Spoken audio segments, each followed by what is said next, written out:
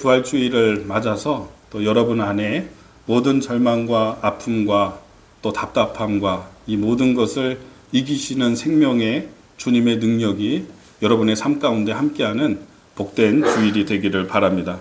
우리 옆에 있는 분과 함께 인사 한번 하겠습니다. 예수님 부활하셨습니다. 인사하겠습니다. 예수님이 부활하셨습니다. 예수님이 부활하셨습니다.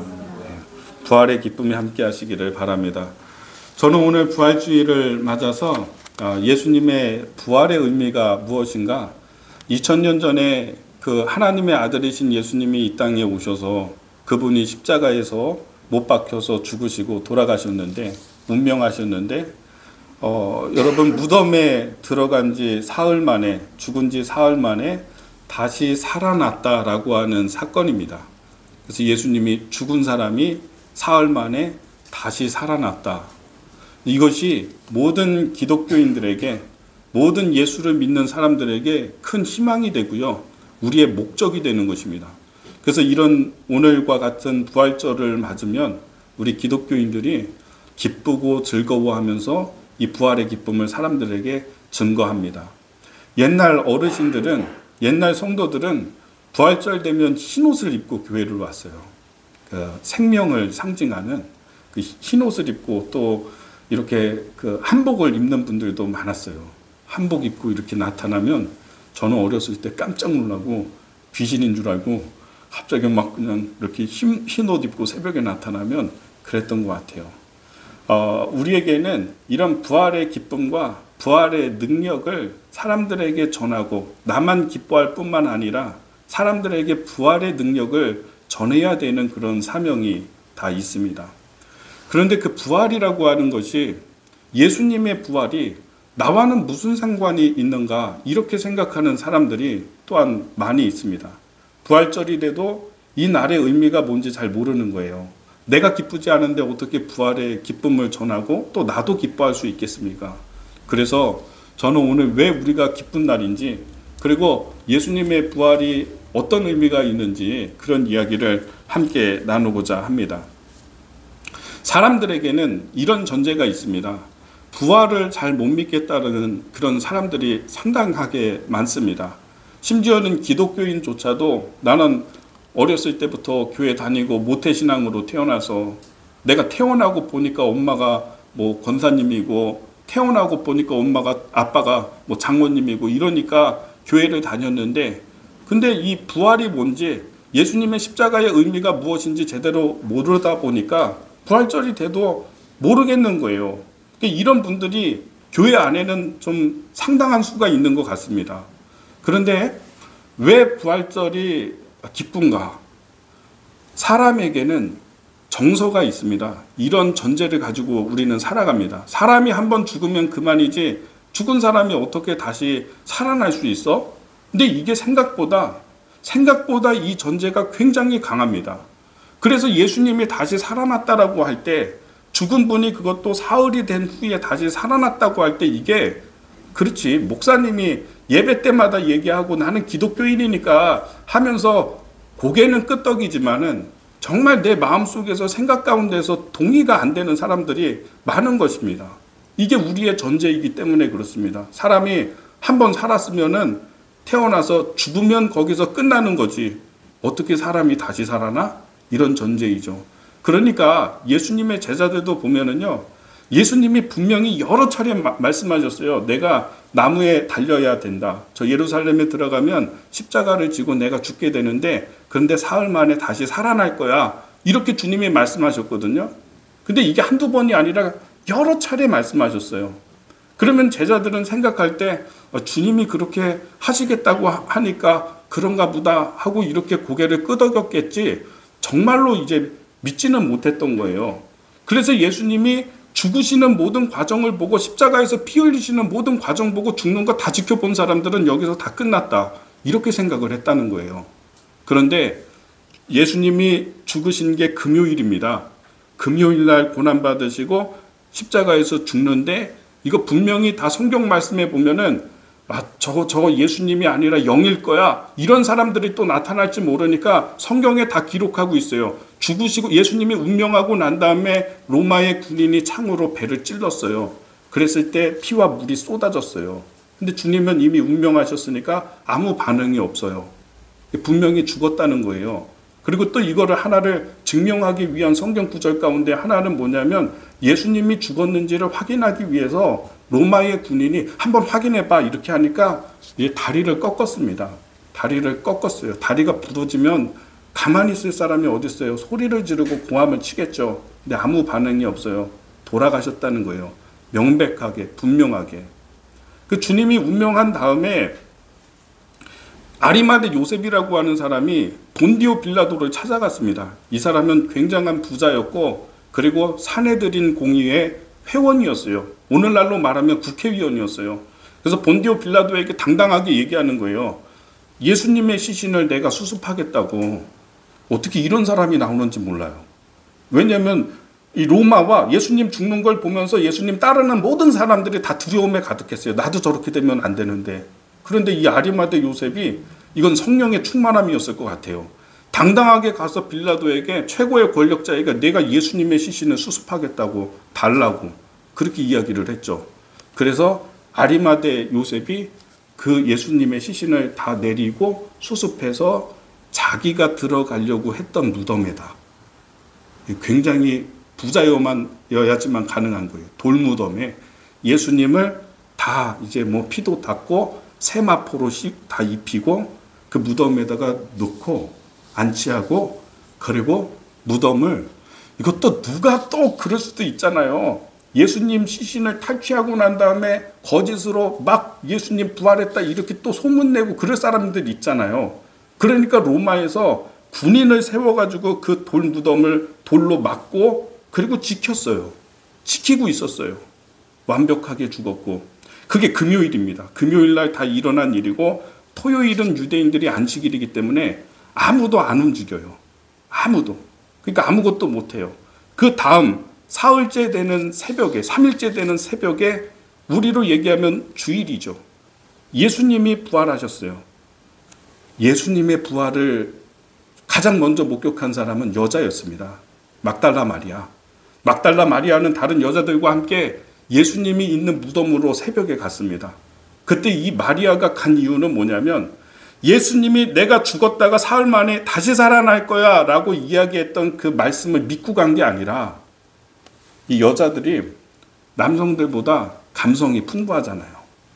나는 예수님의 그 못자국에 그 피 흘리신 못자국과 발자국에 난 그걸 좀 한번 만져보고 그리고 나는 거기에 약을 바르면서 유향을 바르면서 그러면서 내가 좀 기도하고 울고 싶어. 이런 마음이었던 거죠.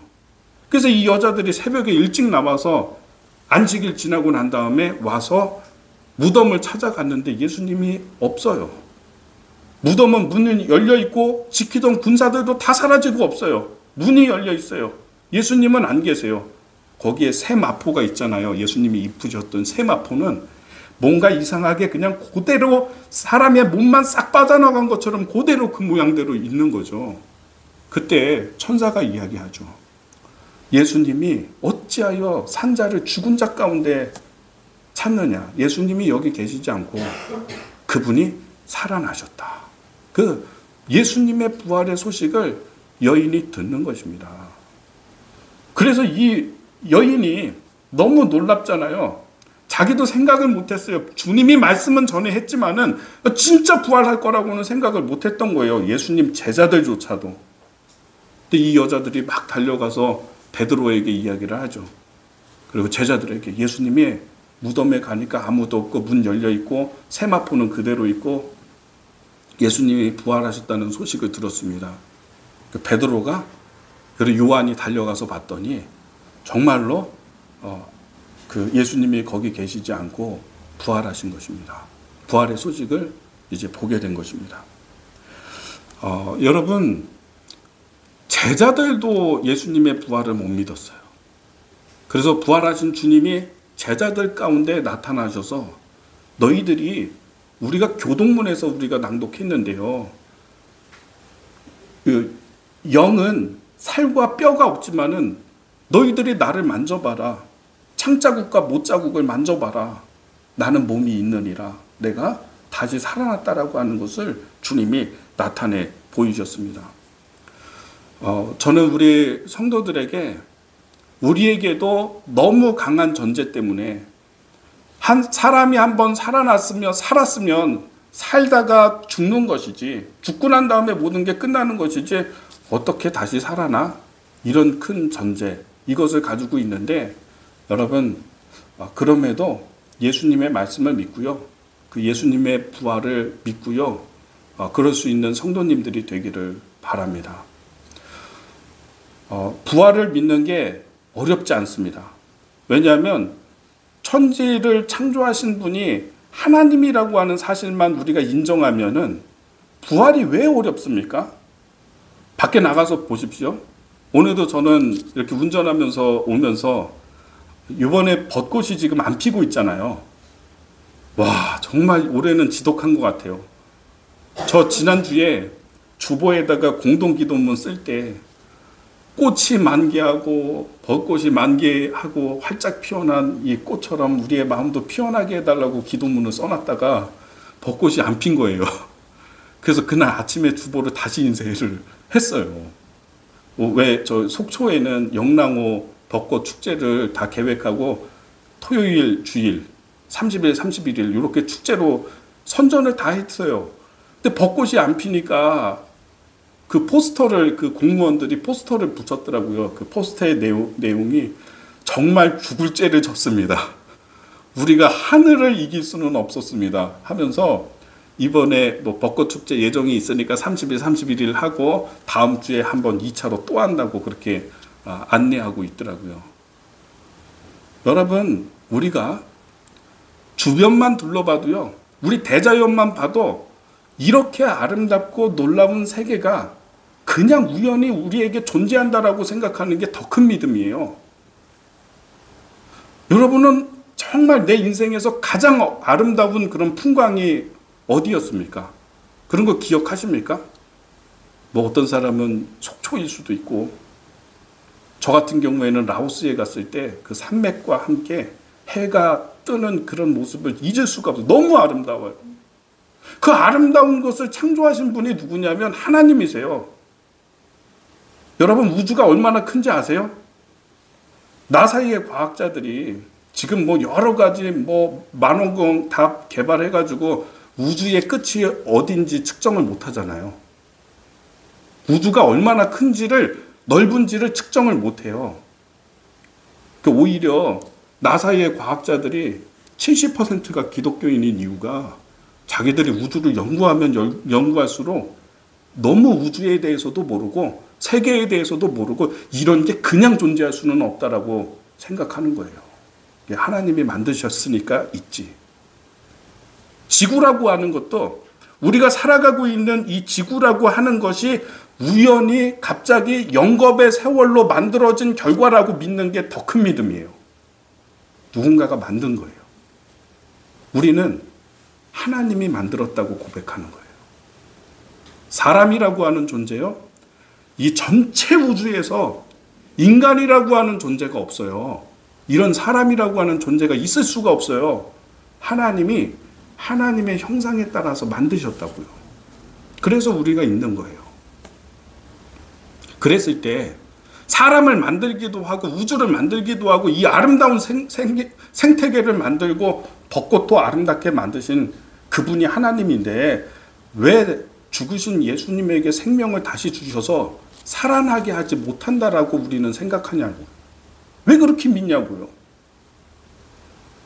우리가 하나님께서요, 예수 믿는 사람들에게 부활의 영광을 주는 것을 믿어야 합니다.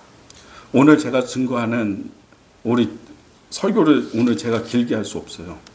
성찬 예식도 있고, 성찬 예식이 있으니까 우리 집사람이 어제 분명히 얘기했어요. 설교 짧게 하라고. 길게 하지 말라고. 자, 설교 길게 하면 한 대 맞을 수도 있어요. 그래서 오늘 짧게 해야 되는데, 그래, 이 부활이라고 하는 그 의미를요, 나하고 상관이 없는 얘기로 여기지 마세요. 그건 나에게 일어나는 일이에요. 예수님이 분명히 말씀하셨어요. 하나님이 이 세상의 열방과 모든 역사를 끝내시는 때에 나팔 불 때, 마지막 때에 나팔 불면 오늘 성경의 말씀처럼 썩지 아니할 것이 썩을 것이 썩지 아니하는 옷을 입는다고 말씀하세요. 성경 말씀 보겠습니다. 자, 읽어보겠습니다. 51절 말씀. 자, 50절부터 51절까지 말씀을 한번 읽어보겠습니다. 한 목소리로 시작. 형제들아, 내가 이것을 말하노니 혈과 육은 하나님의 나라를 이어받을 수 없고 또한 썩는 것은 썩지 아니하는 것을 유업으로 받지 못하느니라. 보라, 내가 너희에게 비밀을 말하노니 우리가 다 잠잘 것이 아니요 마지막 나팔의 순식간에 홀연히 다 변화되리니. 52절 시작. 나팔 소리가 나매 죽은 자들이 썩지 아니할 것으로 다시 살아나고 우리도 변화되리라. 아멘. 예수님이 부활하셨는데 그 부활하신 그 몸이 예수님이 첫 번째 열매예요. 부활의 첫 번째 열매. 그리고 두 번째 열매가 있다는 뜻이잖아요. 첫 번째는 두 번째를 가정한 거죠. 그럼 두 번째 열매는 누구냐? 부활의 열매는 예수를 믿고 죽은 여러분과 저라고 하는 거죠. 그래서 마지막 때에는 부활에 썩지 아니하는 옷을 입는다. 이렇게 얘기하는 것입니다. 제가 요즘 최근에 한 2주 동안에 장례식을 여러 군데를 다녀왔습니다.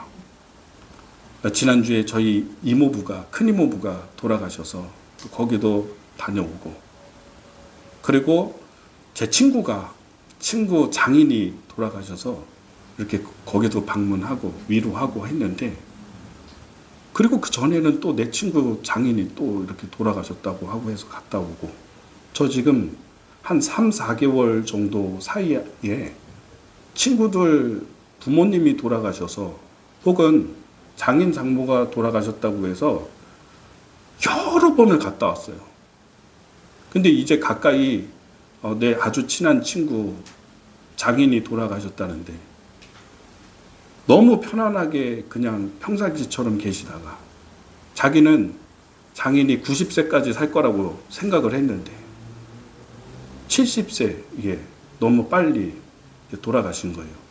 질병도 없고 그동안 어떤 문제도 없었어요. 그래서 내 친구한테 장인이 전화를 해서 너 길 가다가 옷이 좀 마음에 드는 게 있어서 네 거 사놨으니까 와서 한번 입어봐라. 이렇게 통화도 했대요. 근데 그날 자는데 저녁에 그냥 이렇게 자다가 부인이 이렇게 물 먹으러 가다가 보니까는 좀 이상하더래요, 느낌이. 그래서 숨을 쉬면은 이 배가 들쑥날쑥 하는데 그냥 그대로 있는 것 같으니까 흔들어서 깨웠는데 일어나질 않아요. 너무 갑자기.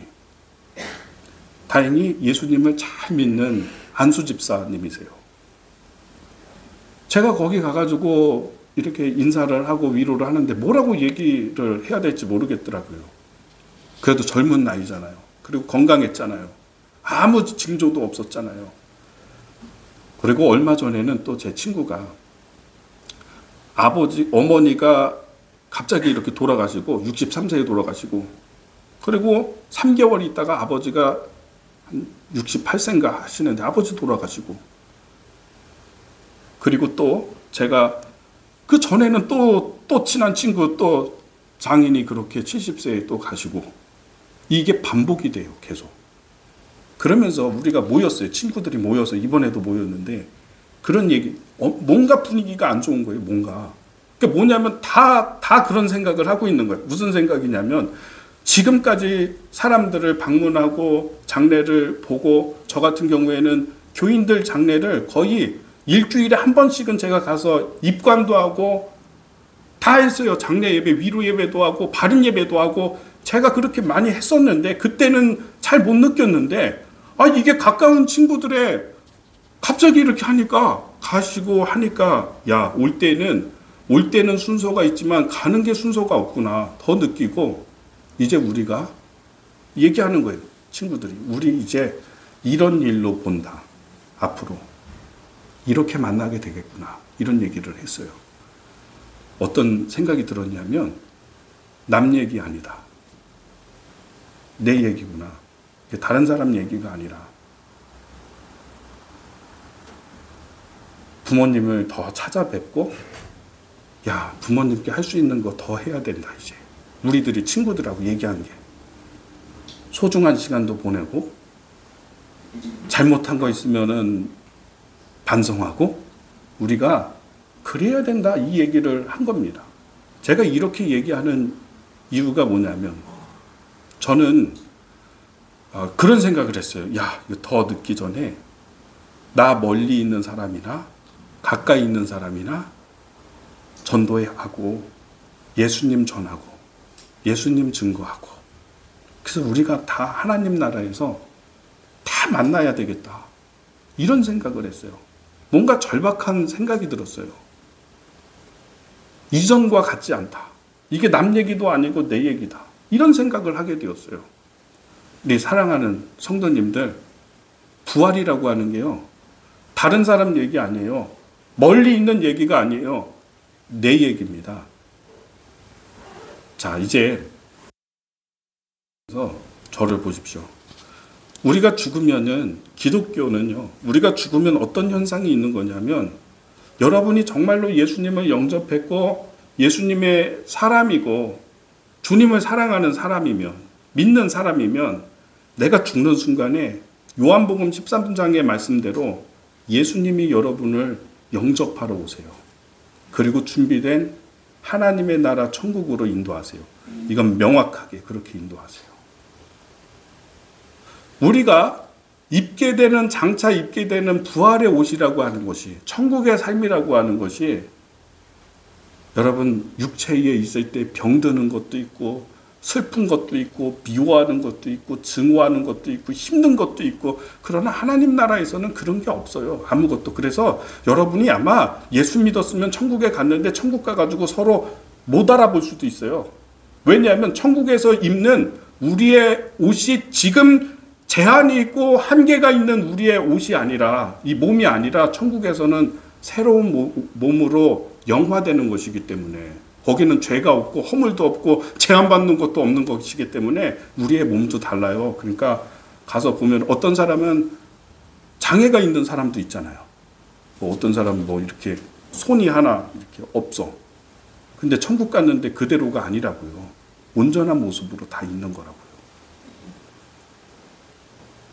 어떤 사람은 평생 컴플렉스가 눈이 작은 거야. 그래서 이 눈을 어떻게 크게 할까? 그리고 정말 원통해서 그렇게 죽었는데 천국에서 보니까 막 눈이 그 사람은 크겠죠. 서로 못 알아봐요. 그러나 정체성이 있어요. 예수님이 처음에 엠마오로 갈 때 부활하신 예수님이 제자들 2명에게 나타나는데 처음에 알아보지 못했거든요. 영화로운 몸이기 때문에 알아보질 못했는데 예수님과 대화하면서 주님과 식사하면서 떡을 떼서 주는 순간에 깨달았어요. 예수님이구나라는 걸. 그러니까 우리가 누군지는 알아요. 연속성이 있고 비연속성이 같이 있어요. 어떤 거는 그리고 천국에 가면은 밥을 먹을까요? 음식을 먹을까요? 내 좋아하는 감자탕 나 되게 좋아하는데 그거 천국에도 있을까요? 있다고 봐요. 어떤 거는 연속성이 있고요. 어떤 거는 없어요. 왜냐하면 예수님이 부활하신 주님이 제자들에게 나타나서 말씀하실 때에 너희에게 떡이 좀 있느냐 먹을 것이 있느냐 했을 때 제자들이 고기를 가져오거든요. 물고기를 생선을 주님이 잡수셨어요. 그러니까 어떤 거는 이렇게 천국에서의 삶이 연속성이 있고 어떤 거는 없어요. 그러니까 분명히 내 몸이 이 몸이 다르긴 하지만은 그리고 주님이 손에 못자국을 보여주시잖아요. 그리고 창자국도 보여주시잖아요. 이전에 있었던 상처가 그대로 남겨놓은 거잖아요. 예수님이. 정체성이 있고 연속성이 있고 그런 거죠. 저는 이 장차 우리가 입게 되는 부활의 옷에 대해서 여러분 믿음이 있었으면 좋겠어요. 그건 그냥 성경에 나와 있는 이야기가 아니라 나에게 내가 예수님 믿고 예수님의 사람으로 살았으면 나에게 정확하게 일어나는 일이에요. 여러분에게 영화로운 두 번째 두 번째 열매, 부활의 옷을 입게 되는 것이죠. 이런 소망을 가지면서 살았으면 좋겠고요. 이 천국의 소망을 두면서 살았으면 좋겠고요. 부활의 기쁨을 사람들에게 전하고 나도 기뻐하고 나도 확신하면서 살아가는 부활절이 되기를 예수님의 이름으로 축복합니다.